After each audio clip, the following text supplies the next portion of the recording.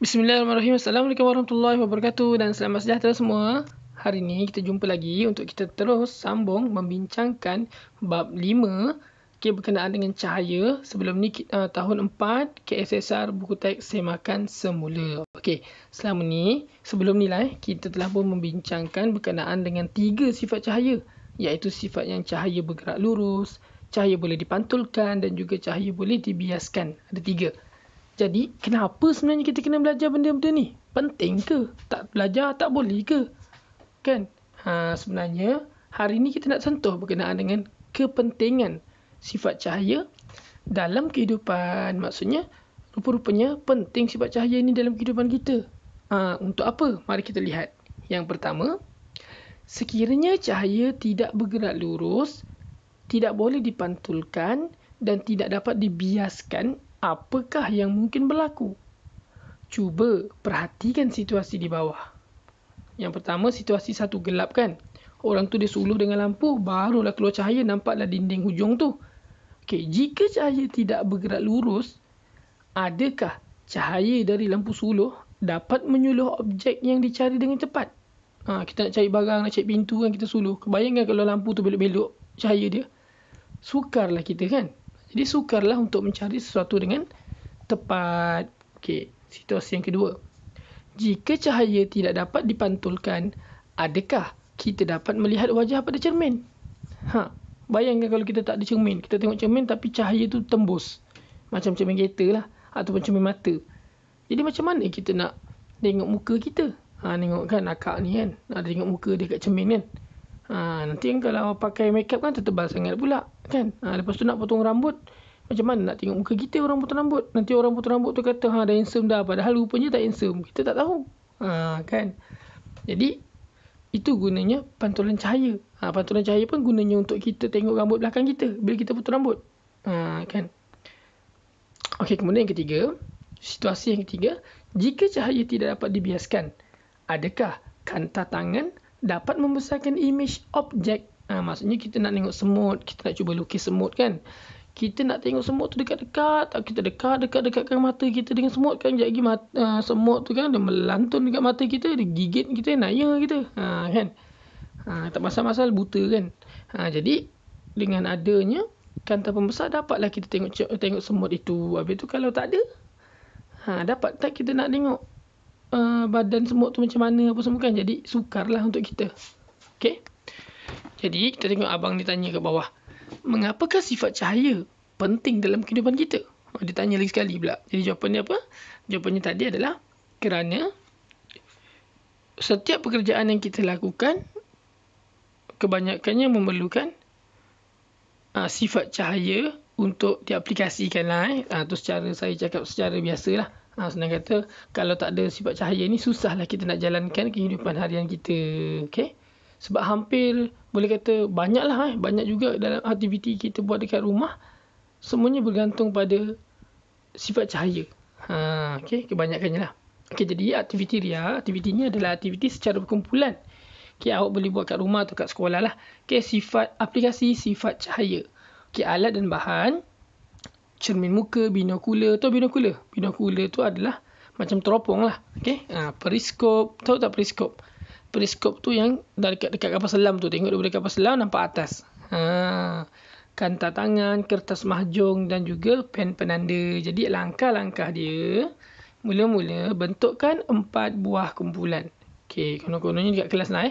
Ketua kumpulan akan memilih satu alat, sama ada periskop ke, binokular ke, kanta tangan ataupun cermin muka. Jadi ada 4 kumpulan sebab ada 4 bahan. Setiap kumpulan tadi perlu berbincang tentang alat tersebut yang mengaplikasikan sifat cahaya mengikut kegunaannya. Jadi ada 4 alat. Ada yang sama, ada yang tak sama. Dia punya sifat cahaya kan. Jadi dalam kumpulan masing-masing perlulah berkumpulan berbincang. Kemudian hasil perbincangan dipersembahkan dalam bentuk peta pemikiran mengikut kreativiti ahli kumpulan. Macam inilah. Biasa dia orang buat peta apa? Mereka buat peta macam ni buih kan. Nampak contohnya. Kemudian lepas mereka dah dapat idea dalam kumpulan, pamerkan hasil kerja kumpulan di dalam kelas. Ahli kumpulan boleh melihat hasil kerja kumpulan yang lain. Selalunya kita akan letak kat dinding kelas lah. Okey.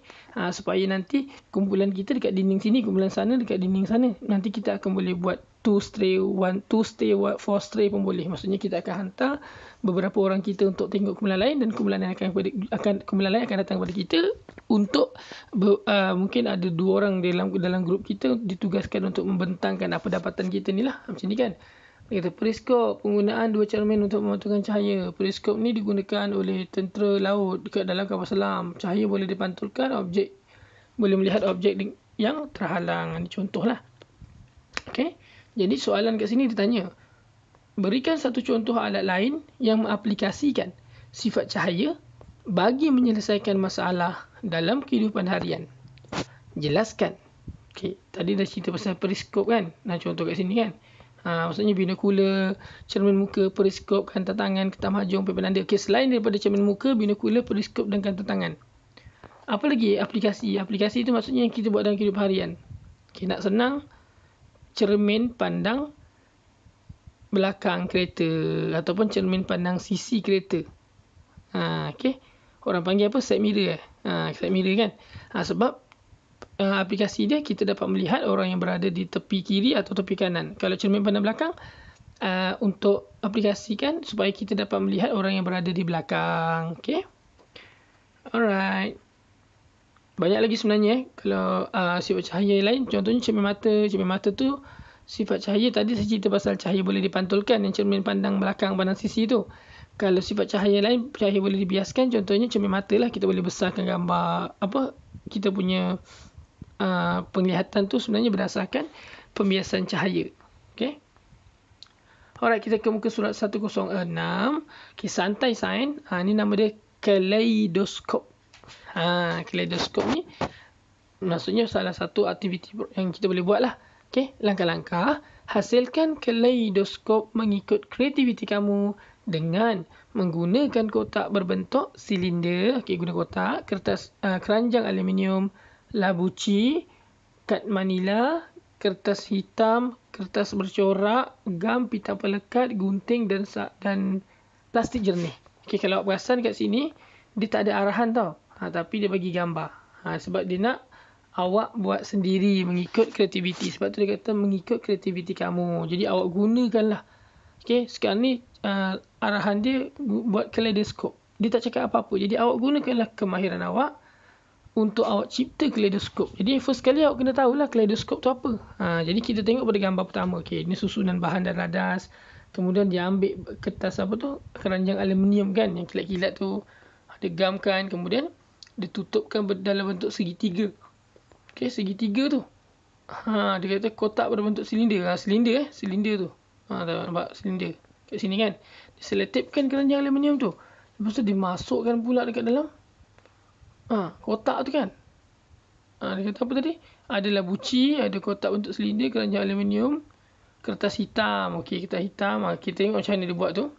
Jadi mungkin dia akan masukkan keranjang aluminium ni dia bulatkan, kemudian dia digamkan, bulatkan, lepas tu dia masukkan ke dalam kertas silinder. Okey, kotak. Okey, kotak berbentuk silinder ni, dia masukkan dalam lah.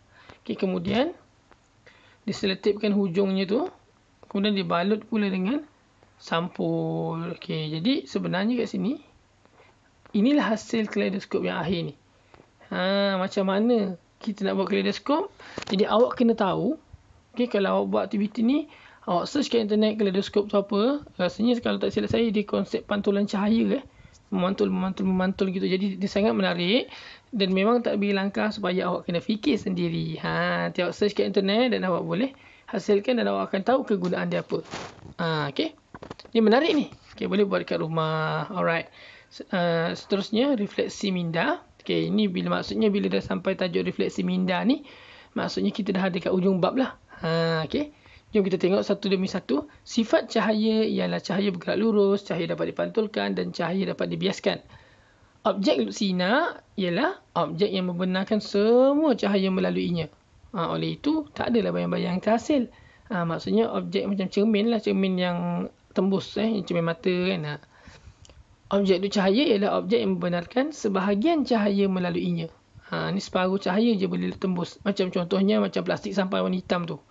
Kan? Okey, oleh itu bayang-bayang yang terhasil tidak jelas. Maksudnya kalau kita tutup tingkap kita dengan plastik sampah, tiba-tiba ada orang lalu. Kita tahu ada orang lalu tapi kita tak kenal siapa. Maksudnya kita kena tengok bila sampai dekat pintu baru kita nampak muka dia kan. Okey. Yang keempat, objek legap ialah objek yang tidak membenarkan cahaya melaluinya. Oleh itu, bayang-bayang yang terhasil jelas. Maksudnya, kalau yang nombor 2 tadi, bila objek tu lut sinar, tak ada bayang-bayang. Kalau lut cahaya, ada bayang-bayang tak nampak sangat. Tapi kalau objek legap memang akan membenarkan cahaya terhasil dengan jelas. Contohnya dinding. Kalau kita buat eksperimen cahaya bergerak lurus yang tegak tu kan, kita boleh halang dengan objek legap, barulah ada bayang-bayang terhasil. Okay.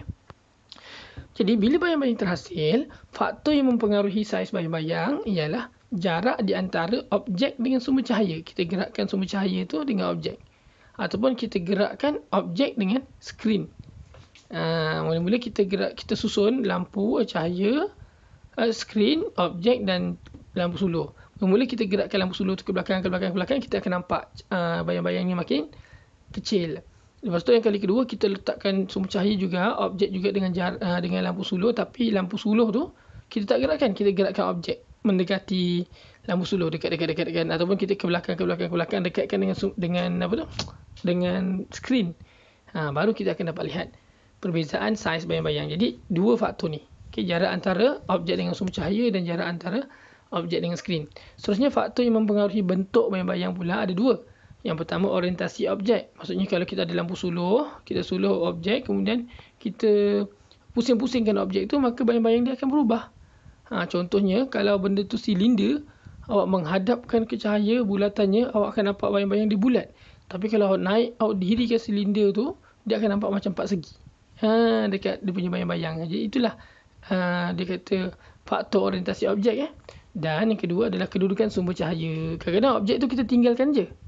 Okay, objek tu kita tinggalkan tapi kita letakkan sumber cahaya. Kita gerakkan sumber cahaya. Lampu mula suluh kat sini, lepas tu suluh kat sana, lepas tu suluh kat sini. Kita ubah-ubah.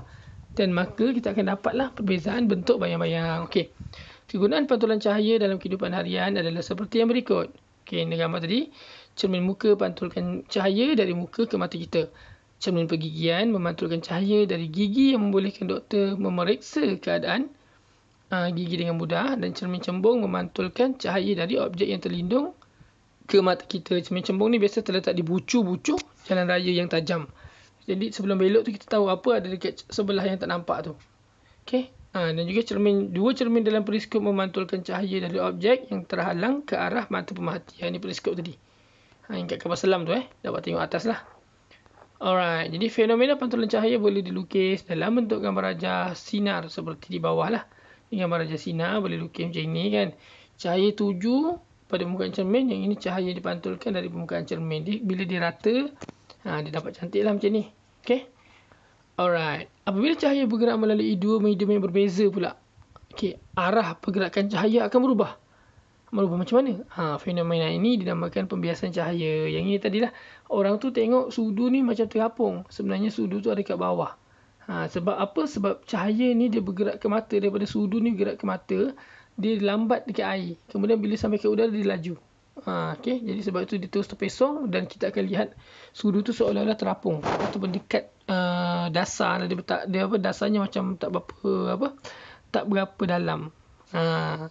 Okay, apabila cahaya matahari terkena pada titisan air hujan, cahaya akan dibiaskan dan membentuk pelangi. Jadi cahaya matahari, sebab tu biasa kita kalau lepas hujan kita tengok ada pelangi. Sebab titisan wap-wap air tu, okay, terkena cahaya, dia terrambat lah. Okay, dia akan jadi membentuk pelangi, terpecah. Jadi pelangi tu kan atasnya warna hijau kan, lepas tu dia ada warna-warni kan.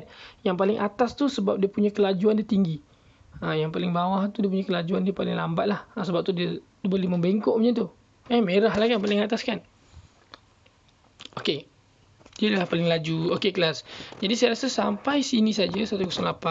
Saya harap anda faham berkenaan dengan tajuk cahaya bab 5 ini. Okey. Pada perjumpaan akan datang, pada kelas akan datang ataupun pada video akan datang, saya akan sambung dengan muka surat Uji Minda 109. Jadi kalau nak tahu apa jawapan dia, kita nak berbincang bersama-sama, nantikan video terbaru daripada saya. Okey, Assalamualaikum dan selamat sejahtera.